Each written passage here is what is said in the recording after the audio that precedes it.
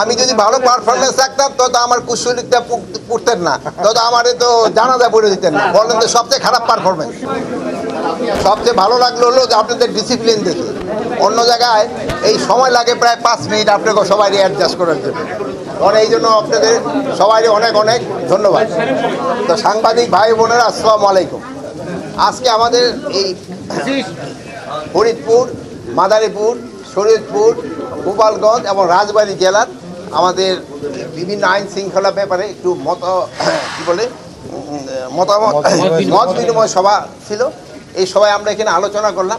এখানকার আমি দেখলাম প্রস্তুতি খুবই ভালো এবং প্রায় প্রতিটা কেন্দ্রেই আপনার সিসিটিভি লেগে গেছে এবং আনসার যাওয়ার সাথে সাথে অ্যাপটেক সুরক্ষা অ্যাপ যেটা আছে ওইটারও ব্যবস্থা হয়ে যাবে। এখানে ড্রোনেরও ব্যবস্থা করা হয়েছে। মানে মোটামুটি আমি দেখলাম যে এখানকার প্রস্তুতি খুবই ভালো এবং যেই সব কেন্দ্রে আপনার বাউন্ডারি ওয়াল নাই, ওখানে পাশ দিয়ে একটা বাউন্ডারি ওয়ালেরও ব্যবস্থা করে দেওয়া হচ্ছে।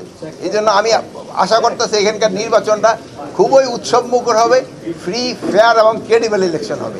আর এটা সম্ভব হবে শুধু আমাদের প্রশাসন না, আপনাদের সবাই সহযোগিতায়। আপনারা সবসময় সহযোগিতা করে আসছেন, এবার আরও বেশি সহযোগিতা করবেন এবং নির্বাচনটা যেন সুষ্ঠুভাবে হয়ে যায়, উৎসবমুখর হয়ে যায়।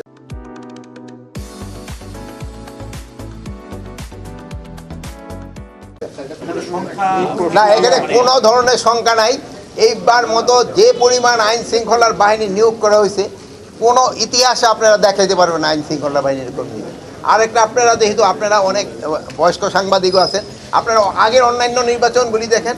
অন্যান্য নির্বাচনগুলিতে যেরকম সহিংসতা হতো, এবার কিন্তু ওইরকম আল্লাহ দিলে এখন পর্যন্ত হয় না।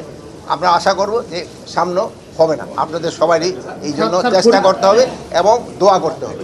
আরেকটা জিনিস হলো, আপনারা দেখছেন যে এবার অন্যান্য সময় আইন শৃঙ্খলা বাহিনী, স্পেশালি সশস্ত্র বাহিনী, এরা ভোট প্রাঙ্গণে যেতে পারতো না। এবার আমাদের সিনিয়র সচিব কিন্তু ওটার একটা ভালো ব্যবস্থা করে দিচ্ছে এবং প্রতিটা ভোট প্রাঙ্গণেও তারা যেতে পারবে। যদি কোনো রকমের সমস্যা হয় সেদিন দেখবেন যে কী ধরনের ব্যবস্থা নেয়। ওই ধরনের প্রস্তুতিগুলি নিয়ে কিন্তু এখানে আলাপ করা। সব কিছু তো ডিসক্লোজ করে দেওয়া যায় না, কিছু তো আমাকে সিক্রেট থাকতে হবে। আমি যদি ভালো পারফরমেন্স রাখতাম তো আমার কুশলীটা পড়তেন না, তো আমার তো জানাজা পড়ে দিতেন না। বলেন তো সবচেয়ে খারাপ পারফরমেন্স। আমি এটা আপনার দিয়ে দেবো।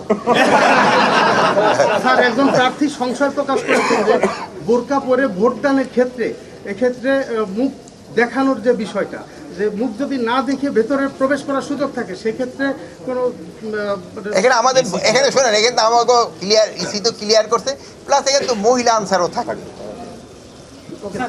আচ্ছা, ভালো থাকেন, দোয়া করেন।